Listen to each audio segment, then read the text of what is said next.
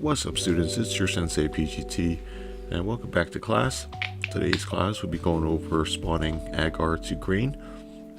Once we have our colonized agar dishes and they're free of contaminants, we want to go ahead and spawn them out to your sterilized grain jars to produce grain spawn. Today I'm using wild bird seeds for the demonstration here. First things first, we want to go ahead and sanitize our equipment.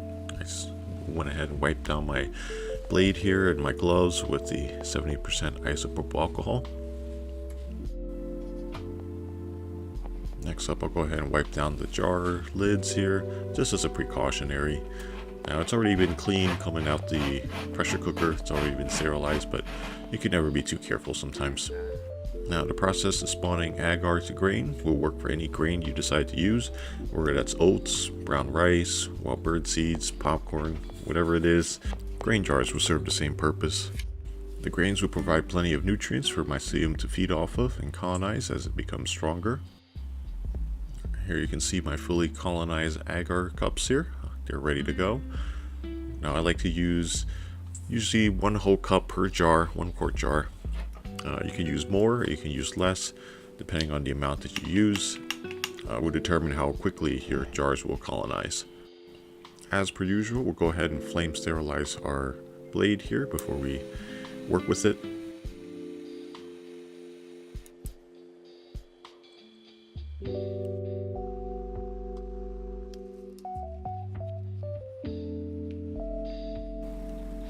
Now we'll go ahead and loosen up our lids on our grain jars here and get them ready.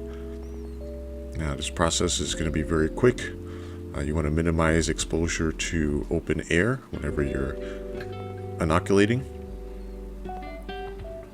So go ahead and open up our dish. You can see our agar cups fully colonized. What I like to do is make cuts in here in a checkered pattern, back and forth, just to split up the inoculation points on the agar dish so that there's more inoculation points inside the grain jar. Once you have your agar cut up, we'll open up the lid and drop our agar in there, the complete dish, and close up the lid. And you can see I spent maybe 1 second or 2 seconds with the lid open. The quicker you can do this, the less chance of any contamination from getting inside the jar. Now with the agar in, I'll go ahead and shake this up and distribute the agar along with the grains. Get this thoroughly mixed up so that you get inoculation points everywhere inside the jar. Here you can see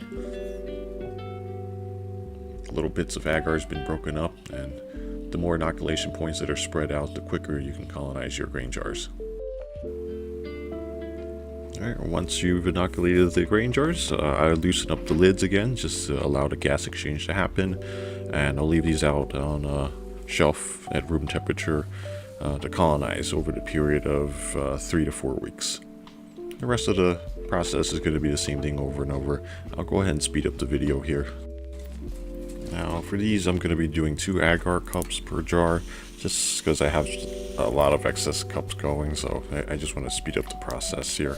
You can use as little or as much as you want. So I've seen people cut out 1 or 2 wedges from the agar, and then they'll drop the wedges in to the jars. The same process still happens. It's just going to take longer the less mycelium that you have in there.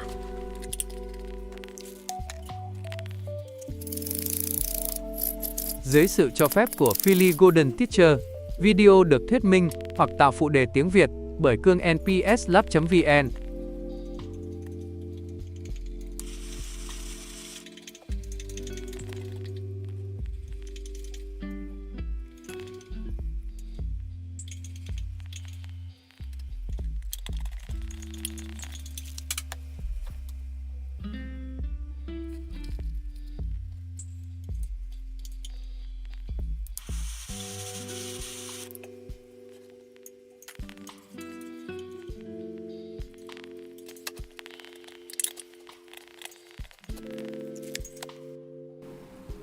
After about a week, this is what your grain jars will kind of look like.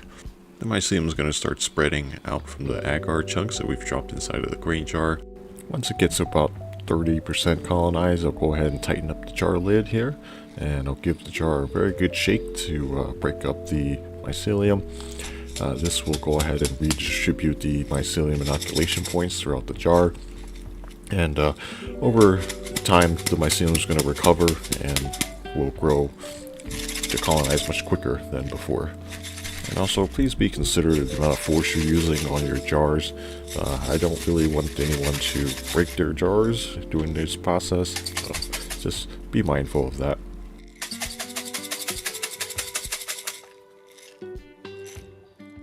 Alright, now once you're finished breaking everything apart and getting them mixed in, your jars will look like this.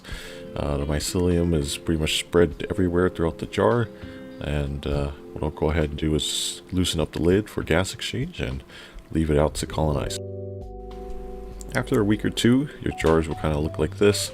The one on the left here is about a week after it's being shooken up, and the one on the right here is a little bit ahead. As you can see, the mycelium is starting to spread everywhere throughout the jar. And if you leave it long enough, the mycelium will pretty much entirely cover the jar here, like this example. This is when your jars are ready to spawn out to bulk substrate. So just give it some patience, the mycelium will recover, and you'll be good to go. Shout out to this month's patrons. Without you guys, I could not have made it this far. You guys enable me to continue doing what I love. Thank you very much for the support, as always.